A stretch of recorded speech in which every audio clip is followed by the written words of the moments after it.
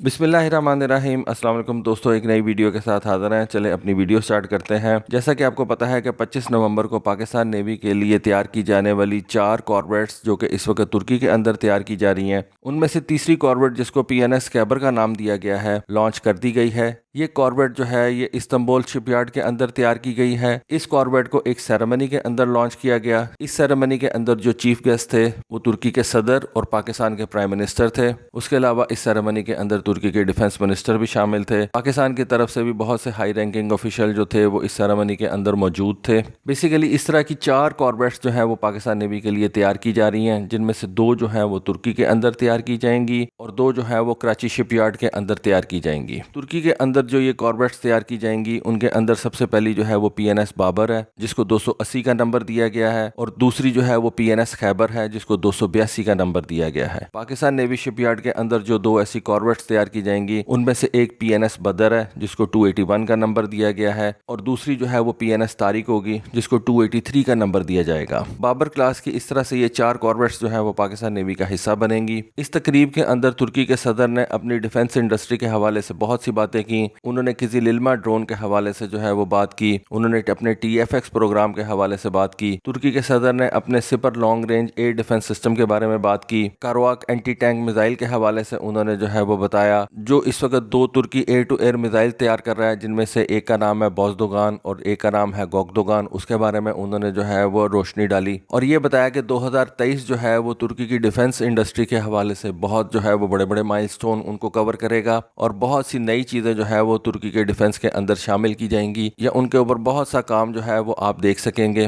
तो ये तो खैर आने वाले दिनों के अंदर देखा जाएगा। तुर्की के सदर का ये कहना था कि बाबर क्लास की जो चौथी कॉर्वेट है वो फरवरी 2025 के अंदर पाकिस्तान नेवी के हवाले की जाएगी। 2018 के अंदर एक कॉन्ट्रैक्ट साइन किया गया था पाकिस्तान और तुर्की के दरमियान, और इस कॉन्ट्रैक्ट के तहत तुर्की पाकिस्तान को 4 मिल्जम क्लास की वेसल्स जो है वो प्रोवाइड करेगा। बेसिकली ये एडा क्लास के डिजाइन शिप्स हैं जिनको मिल्जम क्लास वेसल्स बोला जाता है। 2 शिप्स जो है वो तुर्की के अंदर तैयार की जाएंगी, 2 शिप्स जो है वो कराची शिपयार्ड के अंदर तैयार की जाएंगी, और ये कंप्लीट ट्रांसफर ऑफ टेक्नोलॉजी के साथ जो है वो पाकिस्तान को दी जाएंगी। और इसमें ये प्रोविजन भी रखी गई है कि अगर कल को पाकिस्तान ऐसी मजीद शिप्स तैयार करना चाहता है तो उसमें पाकिस्तान को इजाजत होगी और वो पाकिस्तान अपने मुल्क के अंदर ही तैयार कर सकेगा। तो मेरा ख्याल है कि पाकिस्तान नेवी इस तरह की सिर्फ 4 कॉर्वेट्स नहीं तैयार करवाएगा। इस 4 के ऑर्डर के बाद पाकिस्तान नेवी इस तरह की कॉर्वेट्स का और मजीद ऑर्डर करेगा, क्योंकि ये कॉर्वेट्स जो है वो पाकिस्तान के अंदर ही तैयार की जा सकती हैं। तो इससे पाकिस्तान नेवी को जो है वो बहुत आसानी रहेगी इन शिप्स की मेंटेनेंस में भी और इन शिप्स की रिपेयर के अंदर भी, क्योंकि जब आपके पास ट्रांसफर ऑफ टेक्नोलॉजी आ जाएगी तो फिर आप तुर्की के ऊपर उस तरह से डिपेंडेंट नहीं रहेंगे, और इन शिप्स को आप अपने मुल्क के अंदर तैयार भी कर सकेंगे, मेंटेन भी कर सकेंगे, और इनकी ओवरऑलिंग वगैरह जो भी कुछ होता है वो आप अपने मुल्क के अंदर ही कर सकेंगे। ये प्रोग्राम बाकायदा जो है वो 11 मार्च 2019 को स्टार्ट किया गया था, और इस प्रोग्राम के तहत जो 4 शिप्स दी जाएंगी पाकिस्तान नेवी को वो तकरीबन तमाम किस्म के नेवल ऑपरेशन जो है वो परफॉर्म कर सकती हैं, जिनमें से खास जो है वो सबसे पहले तो सबमरीन डिफेंस के हवाले से होंगे, और दूसरा एयर डिफेंस के हवाले से इन जहाज़ों के ऊपर जो है वो वेपन्स रखे जाएंगे। इन जहाज़ों की जो एक मेन खास बात है वो ये कि इनके अंदर 16 सेल्स VLS सिस्टम जो है वो भी रखे जाएंगे, यानी कि इन जहाज़ों के अंदर 16 वर्टिकल लॉन्च सेल्स जो है वो भी मौजूद होंगे। ये बिल्कुल मेन गन के पीछे जो है इनको हाउस किया जाएगा, और इनके अंदर मुख्तलिफ किस्म के आप एयर डिफेंस मिसाइल्स रख सकेंगे, और लैंड अटैक क्रूज मिसाइल्स वगैरह भी इनके अंदर हाउस किए जा सकेंगे।